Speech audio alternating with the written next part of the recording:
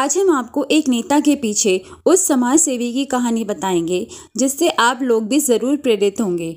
बाप बेटे की जोड़ी ने धमाल मचाया, ऐसी कई चीजें आपने सुनी होंगी, लेकिन यहाँ तो इस कहानी में एक बेटे ने अपने पिता को ही जन सेवा के कार्य करने के लिए प्रेरित कर दिया है। यह कहानी होलंबी वार्ड 4 के आम आदमी पार्टी के अनुभवी नेता और समाज सेवी अनिल मान की है। अनिल जी, आप जनसेवा का कार्य करते आ रहे हैं राजनीति से पहले भी, तो इसके पीछे आपकी प्रेरणा कौन है और आपने जनसेवा कार्य में आने का फैसला क्यों किया? देखो, जनसेवा कार्य करने के लिए प्रेरणा मेरे बेटे से मिली। अच्छा। कुछ साल पहले हम मंदिर में गए थे, कहीं खाटू श्याम जी का मंदिर है राजस्थान में, वहाँ गए थे। अच्छा, वहाँ से लौट रहे थे तो रास्ते में बच्चे ने गाड़ी रोक रखी थी, हम उतरे हुए थे तो कुछ आदमी उधर मांगने के लिए आ गए। तो मेरे बेटे ने वहाँ पे कुछ गाड़ी में खेले रखे थे, वो उठा के उसको भिखारी को दे दिए। तो मैंने आके पूछा, दूर से मैं खड़ा हुआ देख रहा था, तो मैंने देखा बेटे ने ये सारा उसको दे दिया है। हमने खाने के लिए रखे थे तो हम क्या खाएं? मैंने बेटे से बोला, मैं बेटे एक बात बताओ, हमने अपने खाने के लिए रखे थे, आपने सारे उठा के दे दिए, चलो एक दो दे देते, तीन चार हमने सारे दे दिए।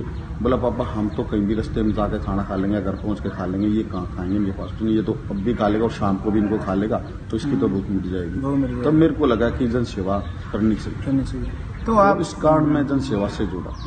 बहुत अच्छा फैसला, आपके बेटे की सोच बहुत अच्छी है कि आप और बाप बेटे दोनों जन सेवा कार्य से जुड़े हैं। तो आप किस तरीके जन सेवा के कार्य करते आ रहे हैं? और पिछले लॉकडाउन में जब मानवता पर संकट आ चुका था, तो क्या उस टाइम पे भी आपने लोगों की कुछ मदद की थी या कुछ किया था आपने? उससे पहले भी, कोरोना से पहले भी, मैं जब आया घर पे तो उससे अगले दिन ही मेरे गाँव में स्कूल में कबड्डी का ग्राउंड था। वहाँ बहुत गरीब बच्चे खेलते थे, उनके पास जूते नहीं थे, मैट नहीं था, किट नहीं थी। तो मैंने सब उन गरीब बच्चों को जूते दिलाए, किट दिलवाई। फिर मैंने सोचा इनके लिए मैट भी लेके आता हूँ। फिर मैं मैट लेके आया उनके लिए खेलने के लिए।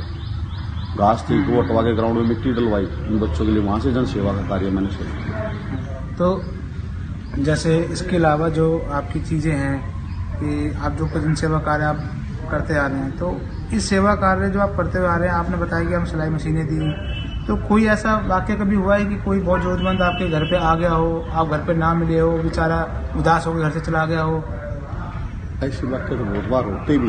ऐसी बात नहीं है कि हर आदमी घर पे ही रहता, समाज सेवा कहीं ना कहीं जाए तो आए हैं तो उदास तो शायद कभी उनको ये पता कि आज नहीं मिले तो सुबह मिल जाएंगे, सुबह नहीं मिले शाम को मिल जाएंगे, और उनको उदास होने की कोई जरूरत कभी आज तक तो हो ही नहीं है। जब भी कोई मेरे घर पे या घर पे छोड़ो आप, मैं तो ज्यादातर अकेडमी पे ही रहता हूँ बच्चों के साथ। यहीं पे घर तो सुबह शाम जो है जन सेवाओं में लगे हुए आदमी कभी घर का इतना वो नहीं रखते, तो यहाँ जाते हैं वहाँ नहीं मिलते हैं। तो हम तो आज तक कभी किसी को उदास होकर ऐसे जाने नहीं दिया। अनिल जी, आपने कौन से ऐसे कार्य किए हैं लॉकडाउन के समय पे जब मानवता पे संकट आ चुका था? क्या उस समय आपने लोगों की मदद की? क्या आपने लोगों को खाना पीना खिलाया? क्या आपने लोगों को उस टाइम पे सैनिटाइजर की शीशियां दी? क्या आपने उस टाइम लोगों को मास्क दिए? क्या आपने लोगों घरों को सैनिटाइज किया? उस समय पूरे देश पे कोरोना का जो संकट आया, अरविंद जी ने बहुत अच्छी सुविधाएं दी। उस समय हमने सैनिटाइजर की शीशियां भी बांटी और पूरे गांव में सैनिटाइजर की दवाई का छिड़काव भी किया। बहुत बढ़िया। और खाना तो अरविंद जी ने हर स्कूल में कैंप लगा रखे थे खाने के लिए, तो अरविंद जी ने इतनी अच्छी सुविधाएं दे रखी थी। हमने तो वहाँ लाइन में जाके लोगों को खिलाया है। और जो आदमी घर पे थे, बाहर डर के कारण नहीं, कोरोना के डर के कारण नहीं निकल पा रहे थे, उनको भी हमने वहां जाके घरों पे खाना दिया है। हमने खाना, अरविंद जी ने इतनी अच्छी सुविधाएं हर जगह कर रखी थी। अगर एक आध बार कोई ऐसा कार्य हमने करवाया, जैसे कि रात को लेट वहां नहीं हुआ, तो हमने अपनी तरफ से अकेडमी में खाना तैयार कराया है, हमने भी जाके दिया है, लोगों के घर पे गए हैं हम। अच्छा। गांव में भी, बाहर भी, मेट्रो में भी, ओलंपिक, हर गांव में अपने आसपास जितने जहां तक हम जा सकते थे हमने किया है। अच्छा। उस समय और मास्क भी हमने लोगों को दिए हैं। हमने अपनी तरफ से हर कोशिश करी कि कोरोना के टाइम में हर आदमी की सेफ्टी की जाए। लेकिन उस समय एक ये भी सवाल था कि लोगों को कहा जा रहा था कि भाप लीजिए, लेकिन गरीब तबके का जो आदमी है वो भिगोने में भाप लेता है, हाथ जल जाते हैं। हमने कुछ मशीनें भाप की खरीदी थी और बांटी भी थी। और हमने हमारे यहाँ पे गाँव में बहुत सामाजिक सेवक हैं, मेरे भाई हैं कुछ, उन्होंने भी बहुत मदद की थी। मैं अकेला नहीं था इस काम में, मेरे साथ पूरी टीम थी। आपकी टीम के कुछ नाम बता दीजिए, कौन कौन थे? परवीन मान है, विनय जी हैं, सचिन जी हैं, रजनीश जी हैं, दीपक जी हैं, आशीष भाई है, राजू है, बहुत सारी टीम है, बहुत यहाँ के डी कबल से जो जुड़े हुए हैं ना, जो सभी थे 40-50 आदमी हैं हम, जो एक यूनिट है। पूरे गांव में हमने हर तरह की सुविधाएं करने की कोशिश की। एक चीज आपने मुझे नहीं बताई, जो मुझे मेरे सूत्रों में पता चला कि आपने कुछ महिलाओं को सिलाई मशीन वगैरह बांटी थी, जो शायद कुछ एनजीओ के थ्रू, जो मुझे पता चला, जो हमने एक एनजीओ था जो आपके पास आया भी था, उसमें कुछ हमारी महिलाएं बहन भी थी, माताएं भी थी। वो क्या था, जो उनकी शॉप थी बंद हो चुकी थी, वो काम नहीं कर पा रही थी वहां पे, तो उन्होंने सोचा कि वो शॉप घर पे करनी, तो कुछ मशीनें सेट हो जाती, वो नहीं निकाल पा रही थी। तो हमने कुछ मशीनें, शायद 15 या 20 मशीनें हमने उनको दी थी, ताकि आप घर बैठ के काम कीजिए, अपने कोरोना के टाइम में बाहर मत निकलिए। और उन्होंने काम किया, जैसे भी कोई भी मदद हमसे जो आपसे मदद बन पाई हमने की। एक सवाल आपसे ये भी है कि पता चला कि आपको खेल का बड़ा शौक है, और ये भी पता चला है कि आप कबड्डी के भी खिलाड़ी रहे हैं अपने जिले स्तर में, तो क्या वाकई में सच है कि आप कबड्डी खिलाड़ी हैं, और क्या कुछ ऐसा भी है कि आप खिलाड़ी की कुछ अलग से कुछ मदद कर रहे हैं? तो इसके बारे में बताइए। कोई स्पोर्ट्स क्लब भी शायद आपका? खेड़ा स्पोर्ट्स क्लब है हमारा गांव में, आप देखोगे घूम के तो यही आपको दिखाई दे जाएगा। और ये मेरी अपनी जमीन प्रॉपर्टी है, इसमें हमने बनाया है। और यहाँ बहुत सारे बच्चे रहते हैं, कम से कम 30 बच्चे हैं। और यहाँ से कुछ बच्चे खेल के बहुत आगे बढ़े हैं, जो कि आज प्रो कबड्डी में खेल रहे हैं। मोहित नांदल है, पवन सहरावत है, ये आसपास के गांव के बच्चे इन्होंने यहीं प्रैक्टिस की है। अच्छा। हाँ, रोहित है,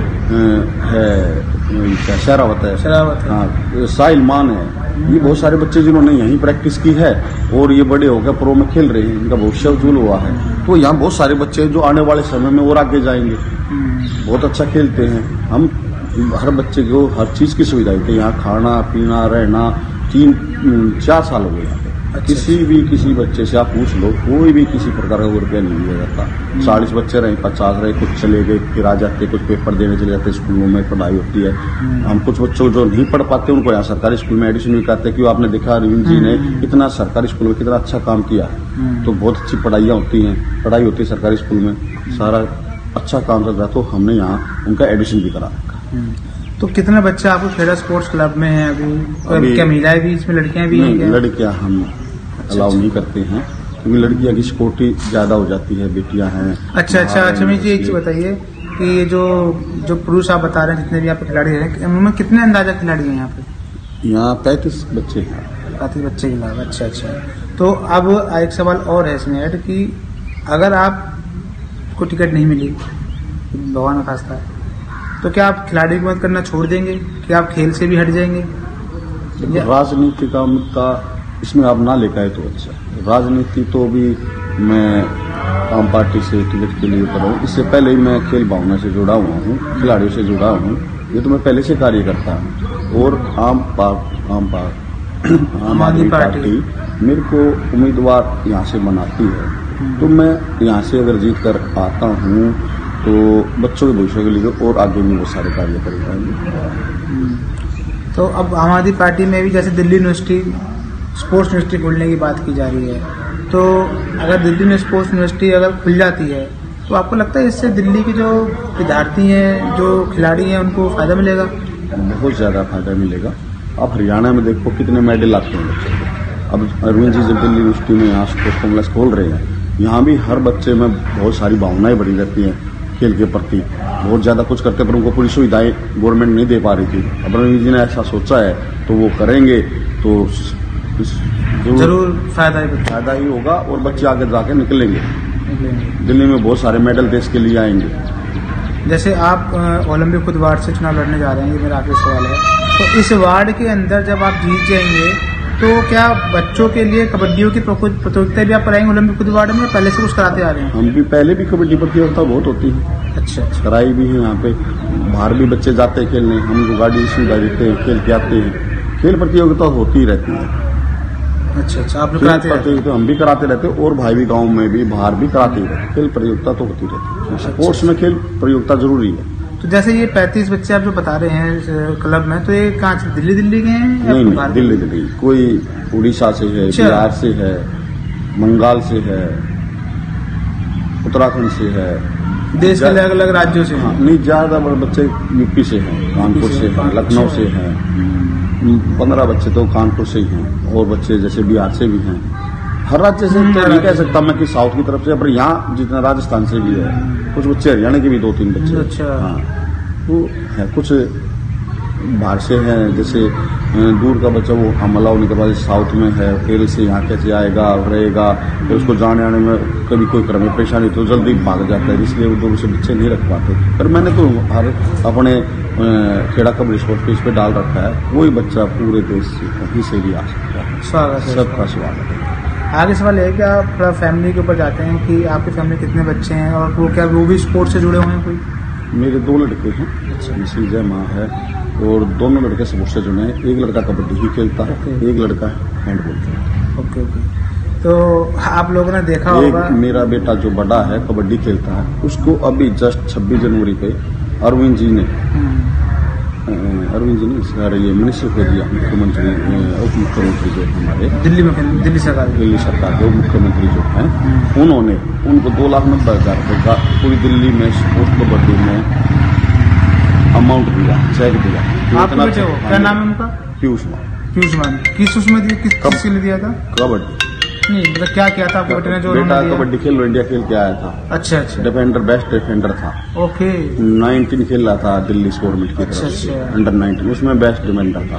उनको इसलिए उन्होंने मेरे बेटे को पीयूष मान को 2,90,000 रुपये का 26 जनवरी के दिन 17 स्टेडियम में। अच्छा, ये तो बहुत बहुत बहुत अच्छी बात है। तो ओलंपिक खुद वार्ड से खासकर आपका बेटा आपका नाम ओलंपिक वार्ड में खुद आगे बढ़ा रहा है।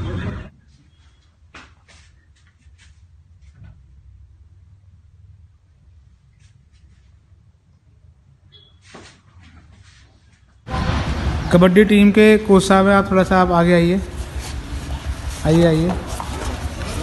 कोच साहब आप इधर आइए, अनिल जी आप इधर आइए बच्चों के साथ।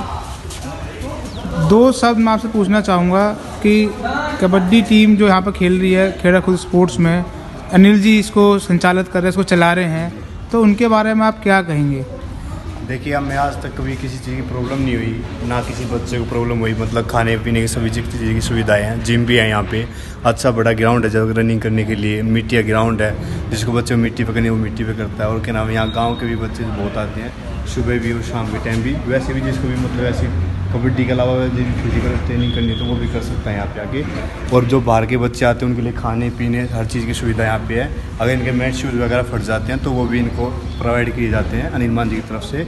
किट वगैरह भी जो है वो अनिल मान जी ही देते हैं इनको वगैरह। आज तक मतलब जब भी टूर्नामेंट खिलाने के लिए ले जाते हैं वो गाड़ी का किराया जितना भी जो भी कुछ होता है, खाने पीने सब कुछ एटूड सब कुछ अनिल मान जी प्रोवाइड कराते हैं। तो कभी ऐसा हुआ है कि कोई बच्चा गलती कर रहा हो, अनिल जी ने बहुत डांट दिया हो उसको, नहीं, बच्चा छोड़ के चला गया हो, यहाँ से नाराज हो गया हो? नहीं है, जो मतलब बच्चा आ गया वो तो फिर ये है ना कि मतलब जैसे किसी को घर पे जाना तो वो तो 3-4 महीने में एक बार तो जा ही जाता है। लेकिन आज तक कभी ऐसा नहीं हुआ कि मतलब कोई गलती हो गई है, ऐसा डांट दिया जैसे बच्चा कभी आया ही नहीं हो, कभी मतलब आया नहीं ग्राउंड पे, ऐसा कुछ नहीं है। मतलब थोड़ी बहुत गलती तो सबसे होती है तो फिर डांटते भी तो प्यार से समझाते कि बेटा ऐसे नहीं होता था, ऐसे होता है, ऐसे क्या करो आप। मतलब ऐसा कोई बात नहीं है तो मतलब गुस्से में हो जाती है कि मतलब बच्चा